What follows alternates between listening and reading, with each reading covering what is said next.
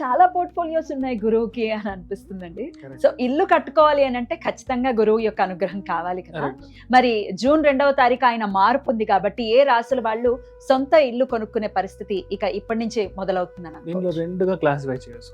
వాళ్ళ పేరు మీద ఇల్లు కొంటారా, లేదంటే వాళ్ళ వైఫ్ పేరు మీద ఇల్లు కొంటారా అని మనం క్లాసిఫై చేస్తే, వాళ్ళ వైఫ్ పేరు మీద లేదంటే వాళ్ళ హస్బెండ్ పేరు మీద ఇల్లు కొనేది వృషభం, కన్య, మకరం. వీళ్ళకి వాళ్ళ వైఫ్ పేరు మీద ఇల్లు కొనేకి ఛాన్సెస్ చాలా ఎక్కువ ఉంది.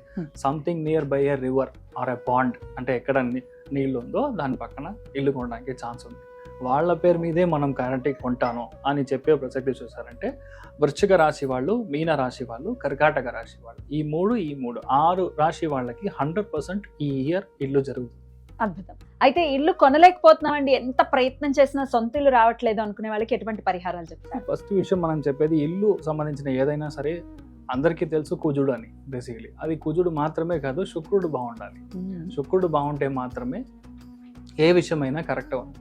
సో దాంట్లో శుక్రుడు యాక్చువల్గా యాక్టివేట్ అవ్వాలి అంటే మహాలక్ష్మీదేవికి ఫ్రైడే మార్నింగ్ పాల్ పాయసం, అంటే పాలలో పాయసం లాగా చేసి మనం నైవేద్యం చేయాలి. ఇది 18 వీక్స్ చేయాలి యాక్చువల్గా. దాంట్లో ఒక 10-11 వీక్స్లోనే మీకు కరెక్ట్ అయిన మీరు అనుకునే బడ్జెట్, మీరు అనుకునే స్థలం, మంచి సొసైటీ ఉండే ఒక ప్లేస్ ఇలాంటివి దొరుకుతుంది. తర్వాత డాక్యుమెంటేషన్ క్లియర్ చేసి గురువు లోపల రాగానే అన్ని విషయాలు కరెక్ట్. బ్యూటిఫుల్.